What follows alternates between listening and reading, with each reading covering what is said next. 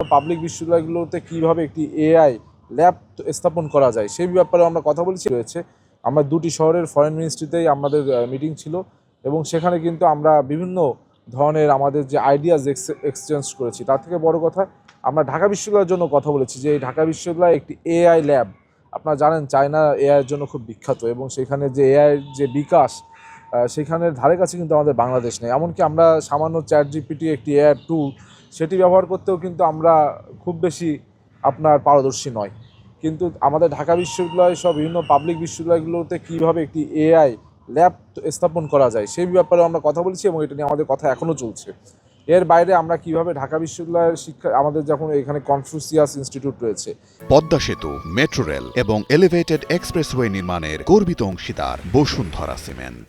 এছাড়াও চীনের সাথে বাংলাদেশের কীভাবে ক্রস কালচারাল এক্সচেঞ্জ হতে পারে সেটি নিয়ে কথা বলেছি।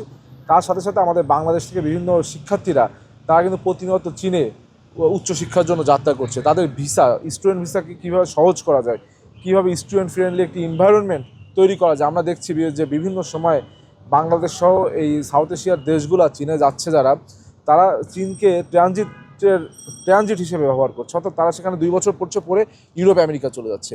কিন্তু চীনের যেহেতু সভ্যতা, বিকশিত সভ্যতা, একটি সুন্দর শহর এবং সেখানে জীবনযাত্রার মানও ভালো, সেইখানে যে যেন স্থায়ী হতে পারে বা সেইখানেই যেন এটা যেন ট্রানজিট হিসেবে ব্যবহার না হয়। এই জন্য আমরা চীন সরকারকে অনুরোধ করেছি তারা যেন স্টুডেন্ট ফ্রেন্ডলি একটি এনভায়রনমেন্ট সেখানে এনশিওর করে। এবং তার সাথে সাথে আপনার চীনের সাথে বাংলাদেশ সরকারের, আমরা তো এখানে বিএনপির প্রতিনিধি হিসেবে গিয়েছিলাম যেহেতু বিএনপি রাষ্ট্রীয় ক্ষমতায়, চীনের সাথে বাংলাদেশ সরকারের কিভাবে আরও বেশি বিভিন্ন স্মারক বাংলাদেশের উন্নয়ন উৎপাদনে চীন ভূমিকা রাখতে পারে।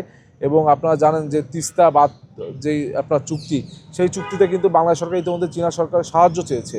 এবং আপনারা জানেন যে আগামী কয়েক সপ্তাহ পরে কিন্তু মাননীয় প্রধানমন্ত্রী তিনি চীনা সফর করবেন, বেইজিংয়ে যাবেন।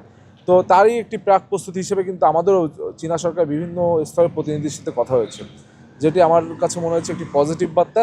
এবং এটি আমরা যেমন সেখানে ঘুরে বা আমরা সেখানে বিভিন্ন স্থাপনা দেখে আমাদের ভিতর কিন্তু এক ধরনের বিভিন্ন ধরনের অনুপ্রেরণা আমরা পেয়েছি এবং এক ধরনের লেসন আমাদের হয়েছে।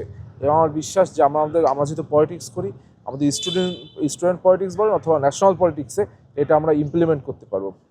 আর একটা বিষয়, চীনের এত দ্রুত তারা 100 বছরের ভিতর খুব র্যাপিডলি তারা ডেভেলপড হয়েছে। এটা কীভাবে হয়েছে?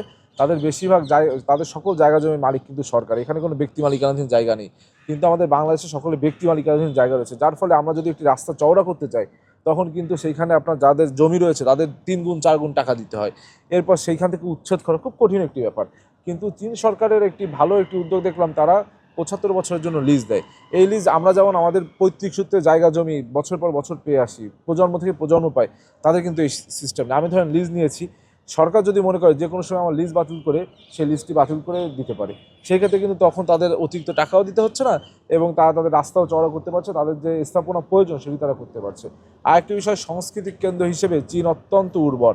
তাদের প্রত্যেকটি শহরে, যে 2টি শহরে আমরা গিয়েছি সেখানে দেখেছি প্রত্যেক শহর কীভাবে নগরায়ন হয়েছে।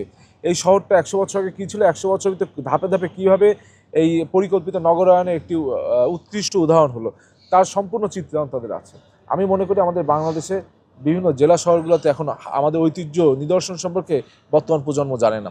সেক্ষেত্রে আমরা প্রত্যেক জেলা শহরে আমাদের এই জেলাটি আগে কেমন ছিল, সেখান থেকে কীভাবে আজকের পর্যায়ে আসলো বা আগামী দিনের পরিকল্পনা কী, সেটি যদি আমরা চিত্রায়ন করতে পারি বা একটি কেন্দ্র করতে পারি, সেক্ষেত্রে কিন্তু আমাদের প্রজন্ম এইসব ব্যাপারে কিন্তু আরও অভিজ্ঞ হবে এবং তারা তাদের ইতিহাস ঐতিহ্য সম্পর্কে জানবে।